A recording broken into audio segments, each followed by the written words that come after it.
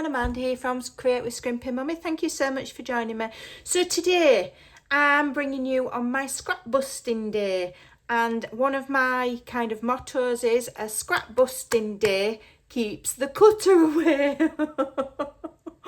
I'm not like, an overly tidy person. I don't put it down, put it away kind of a thing. But I do like to keep my craft room in some kind of organisation. I hate scraps and I hate clutter. So what I do is, when I have finished a project, and I am one of those crazy people that only does one project at a time, and when it's done, I move on. So when that project's done, I'll have a bundle of scraps. Now, I'm very careful how many pages I print out. I use printables, I don't use scrapbooking paper. So I'm careful how many I print out. I use them wisely, but you're going to get scraps. So what am I going to do with these? Well, I could just put them in a scrap basket or in a folder, or, organise them. What's the point? Because that means that they're not going to get used. It's going to mean they're not going to get used. So what I do is I deal with them straight away. Not like the second I've done, but within that same week, I'll have the scraps on my desk and I'll think, right, I'm going to sit and I'm going to make what I can out of these scraps, and whatever is left over will go in the bin. Okay, so I'm going to be making some things out of the scrap pile here, fussy cuts that I've done, and I've also got some leftovers from my recent memory decks project. So I'm going to create with them, bring you along on my journey, show you what I do. It doesn't have to be complicated, it can be basic. Have a look on YouTube, see what one of your favourite creators is making, and make one of those and use up your scraps, okay?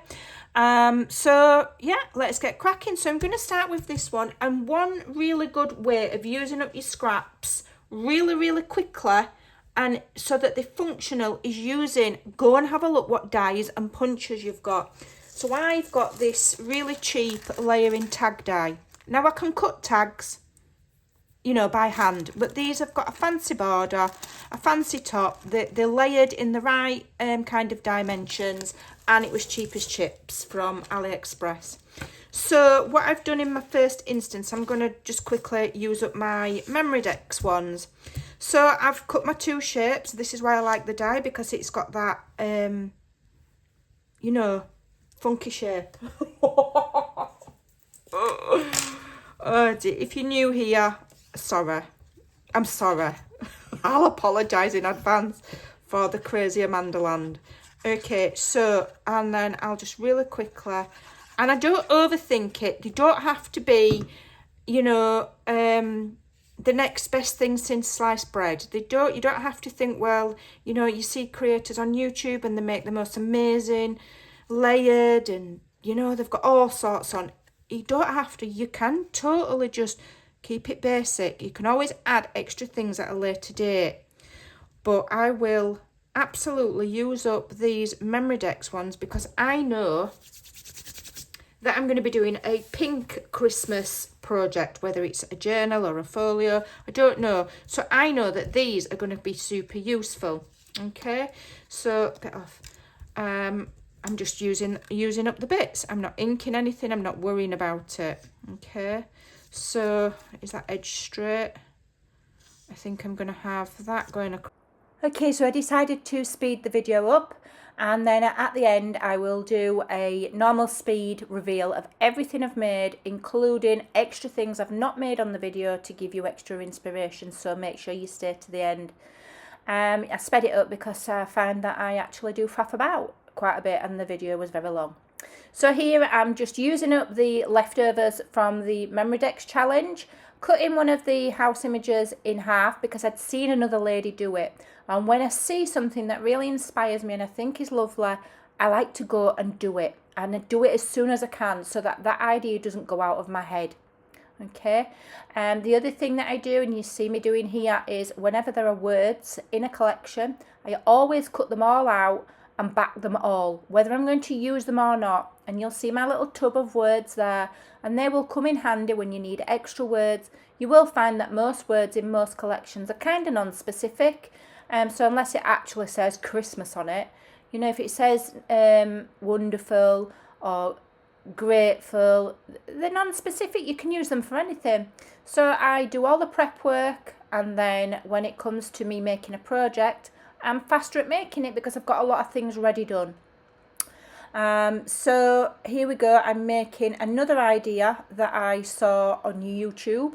The lady that made this had used a die, so hers was a lot more refined than mine. Can't even remember who it was, I honestly can't. And it's like a ticket shape. So I've cut this 3.5 by 6. I've found the centre and punched with a 1/2 inch circle punch. No, a 1 inch circle punch, and then in between there, those are the two punch marks are 1/2 inch ones. So it gives kind of like a ticket shape.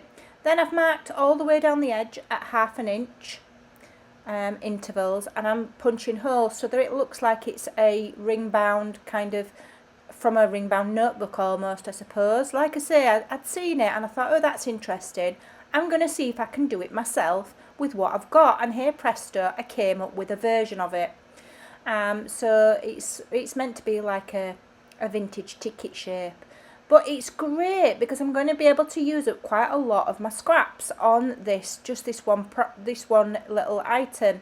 So I'm matting with some of the background papers, inking, I like the ink, gluing it on, and then we're going to make a smaller version of that ticket shape and layer it across horizontally to create a tuck. So I've cut this to about, did I cut it to about 1.5 by about 4.5, something like that. Found the middle again and punched a notch again with a 1 inch circle punch. Yeah, 1 inch or 1/2 inch, I think that's 1 inch. Folded it over and did it so that they were even and central, both the same. And then I have decided to use this piece of paper that I'd accidentally cut wrongly.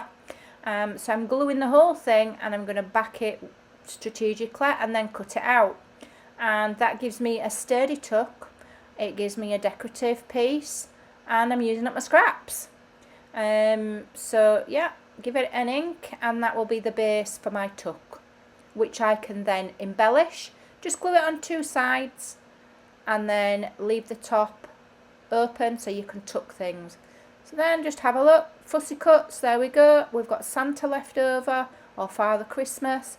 I'm using up more of my background patterned paper, 1 inch strips. 1 inch strips will go on anything, they'll go with anything. If it's a coordinating or contrasting paper, just cut a 1 inch strip and put it in the middle. It always looks great. There's so much you can do with a 1 inch strip of paper. It's absolutely ridiculous, to be honest. So we've got Santa. I'm using one of my words and putting it on some leftover gold foil card. I'd cut a load of strips of them and cut them the wrong size, so I'm desperately using them up. And there we go, and I think that's really cute. You can journal on the back, you could glue it in a journal as a pocket or a tuck, and I decide to use this tag that's left over. I'd cut it out, and I'm just going to decorate it really simply. All I'm using is I've got some more of that paper. I've just cut a wide strip, and then I believe I do go in with the 1 inch strip again. Because if it's not broke, don't fix it. If something works, do it over and over. So I'm cut that by eye. It's probably about 1.5 inches that. So I'm gluing it on, and that is going to immediately lift those pale colours. And then adding a fussy cut. Boom. How fabulous does that look? Takes no time at all. Just using up your scraps. If you don't have, dies or punches, you can totally and utterly make tag shapes, squares, circles by drawing around things, using your ruler. You don't need special tools to do it. So here again, with my very favourite 1 inch strips. Okay, and what we're going to do is make some, what I call banners. Some people call them flags. Flags some people call them. So all you do is cut it to the length you want, cut it up the middle, and then go from point to point like so. Ink it. I always back them on cardstock. It just makes them feel a bit more official. I don't know what I mean by that, but it makes them feel more official if you back them on cardstock. And then I will trim, and I like quite a skinny border on my embellishments, probably a 1/16 of an inch, so I do trim them by eye, and practice makes perfect when it comes to that. And then I'm thinking what I can add to it to make it look fancy. And I'm having a look at my leftovers, and you cannot go wrong with your fussy cuts. Just about anything will look good on a banner or a flag. Just add an embellishment, then add a word. That could quite easily be a flower or a butterfly or a bird, anything. Okay, use your imagination. We don't have to get everything out of a packet. We don't have to have everything Tim Holtz. We don't have to have everything grungy. We can have cheerful, handmade, cute embellishments that you can completely make from scratch with very, very little supplies. All I've used here are printed digitals and glue. That's it. I've not had to go out and spend a fortune at all. Use your imagination. Okay, think back to card making, scrapbooking, basics, back to basics. Things don't have to be fancy to look really, really good. And all of these embellishments are super useful in your journal making, your card making, folios, albums, scrapbooking, whatever it is you do, they're really, really useful. And I think we've lost the art sometimes because it's so easy to buy things cheap, ready-made, that, you know, I think it's easily forgotten that we are all more than capable of doing it ourselves. Okay, and more often than not, you'll get better results than things that are bought from, you know, Temu or AliExpress, or, you know, and they're all spelt wrong and they're all a bit on the wonk. Do it yourself. You'll get far better results and you'll feel far better sense of satisfaction. And, you know, after the end of the day, we're crafters. We can make them ourselves. So here, just an oval. If you don't have an oval shape, you could draw around a I don't know, an egg cup, something circular, make a square, make a rectangle, and it's just all about layering. Just layer up and it will look cool. Doesn't matter what you add on, what embellishment you use. I've used a sign there. You could use anything. And how cool do they look? So out of my pile of scraps at the beginning, this is what I've got left. Okay, I've used heaps. So let me quickly go through what I've done, because I didn't film all of it because the process is so simple. I can just do a show and tell. So here, pocket, little tag, used a fancy border punch for the edges. All I've done is glued some leftover paper on 3 sides and added some gold card behind, one of the banners and a word, and made another little tag out of just a random scrap. Okay, and then I will slide in there, and then these can all go in my journal. So that's that one. That one's not dry yet. We've made the ovals, you saw those. The banners, always a winner. These are great to add on to. So for example, I made this large tag. Okay, I had this left from something and I've never used it, and I've just backed it with paper, added a word. So what you can do with these is you can totally add them to there, and then you can have that as a tuck. Okay, so having these ready is always really, really good. Okay, so I could add that to there if I want, but I'm not gonna. I'll just slide that in a pocket and have it as a journaling card. Beautiful banners with leftover fussy cuts and words. Stunning. Another tag pocket, just leftover fussy cuts, leftover background paper and leftover collage paper. Another tag, just jazzed it up with a tab punch. I made circle with gold mirror card and put a scrap at the bottom to just jazz it up. There, you saw me make this. Okay, so this is it's like a ticket shape, but it's a pocket. Okay, you can put that in there, get in. And the little Polar Express ticket in there.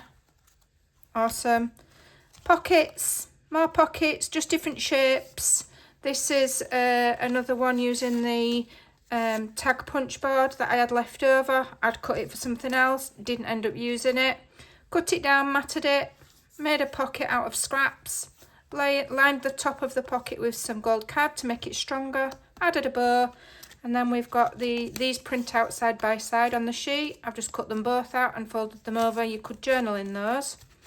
Okay, so they will just tuck in that pocket there, like so. And then just one of the images printed to a page, just turned it into a journaling card, and that will slide in that pocket. These pockets you can either glue to your journal, you can add them with a loose paper clip, you can do a hidden paper clip, you could put a hinge on it. There's so much you can do with these, okay, really useful.